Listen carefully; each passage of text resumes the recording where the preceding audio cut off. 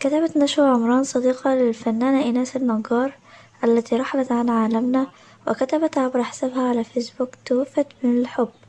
في ناس فعلا بتموت من الحب بدون ذكر أسامي. إنسانة طيبة فضلت تحب شخصية سامة 7 سنين لحد ما صحتها فضلت تتدهور وماتت النهاردة. وتابعت نشوى عمران: اوعي تفضلي في علاقة توكسيك ليحصلك زيها، خليكي مع اللي شريكي وحبي نفسك. بجد زعلانة عليكي قوي، ومنك لله ياللي في بالي ضميرك فين وهتنام ازاي.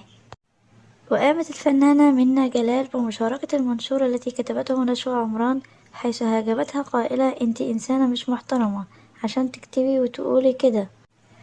وإيناس النجار هو اسم الشهرة للفنانة الراحلة، ولكنها اسمها الحقيقي هو سهام النجار، وهي من أصل تونسي حيث ولدت في مدينة صفاقس. ومن جهتها كشفت الفنانة منى جلال عن تفاصيل ما بعد وفاة الفنانة إيناس النجار ووصية الراحلة، وقالت في تصريحات خاصة: كان وصل إيناس النجار في مصر، وأنهت السفارة التونسية كل الإجراءات اللازمة، ثم نقلت جثمانها إلى تونس مباشرة بعد الغسل على متن طائرة لكي يتم دفنها بجانب والدها، مؤكدة أنها كانت وصيتها.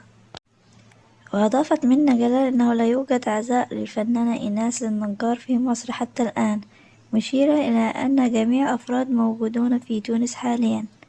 ويذكر أن إيناس النجار بدأت مسيرتها الفنية في أوائل الألفينات، وكان أول ظهور لها في الفيديو كليب الشهير يا ترى يا حبيبي للمطرب بهاء سلطان، مما ساعدها في اقتحام عالم السينما من خلال فيلم ميدو مشاكل عام 2003 مع أحمد حلمي والمخرج محمد النجار الذي أعجب بها في الفيديو كليب.